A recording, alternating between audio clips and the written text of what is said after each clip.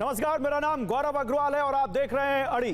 प्रधानमंत्री नरेंद्र मोदी रूस के सफल दौरे के बाद ऑस्ट्रिया के दौरे पर हैं। पीएम मोदी के इस रूस दौरे ने पूरी दुनिया को कई बड़े मैसेज दिए हैं और इसीलिए आज हम एक बड़ी बात कर रहे हैं। कोई ना रखे भ्रम, भारत में युद्ध रुकवाने का दम। क्यों, आप देखेंगे आगे। एक तरफ भारत के प्रधानमंत्री को रूस का सर्वोच्च नागरिक सम्मान मिलना और राष्ट्रपति पुतिन का यह कहना कि मोदी ने युद्ध रुकवाने की कई बार कोशिश की, और अब अमेरिका से व्हाइट हाउस का बयान आना कि भारत में युद्ध रुकवाने की क्षमता है और वो युद्ध रुकवा सकता है। यह स्पष्ट तौर पर साबित करता है कि दुनिया अब मान चुकी है कि भारत ग्लोबल लीडर है और शांति का संदेश देने वाले भारत के अंदर वैश्विक मुद्दों में अपनी पैठ रखने की, वैश्विक विवादों में सुलह करवाने की क्षमता है। भारत रूस यूक्रेन युद्ध रुकवाने की क्षमता रखता है। हालांकि देश के अंदर इस पर जमकर सियासत हो रही है। कांग्रेस ने जहां प्रधानमंत्री के मॉस्को दौरे पर सवाल उठाए, तो आज बीजेपी ने पलटवार किया। बीजेपी की तरफ से सुधांशु त्रिवेदी ने प्रेस कॉन्फ्रेंस कर कहा कि विपक्ष गौरवपूर्ण क्षण में भी नकारात्मक बातें करता है।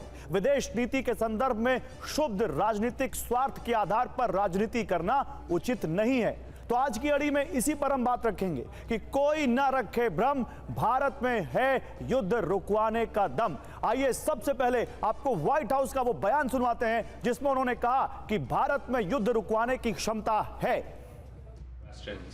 Indian Prime Minister Modi is visiting Russia. We all seen the footage that he's hugging, being friendly with Putin, also seeking deepen bilateral relationship. We see that that Ukrainian President Zelensky already expresses disappointment. Is the United States concerning that India, as a U.S. ally, might be actually adding Russia, either unintentionally or intentionally? I believe my NSC colleagues have spoken to this. I'll just add that and just reiterate that India is a strategic partner with whom we engage in full and frank dialogue, including their relationship with Russia. And we've talked about this before. So we think it's critical that all countries, including India, support efforts to realize an enduring and just peace when it comes to Ukraine. It is important for all our allies to realize this. And so we also believe India's long-standing relationship with Russia gives it the ability to urge the President Putin, to end his brutal war, an unprovoked war in Ukraine. It is for President Putin to end.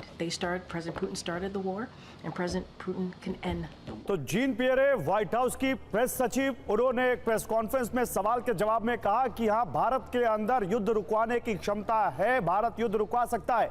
अब आपको 3 तस्वीरें दिखाता हूं।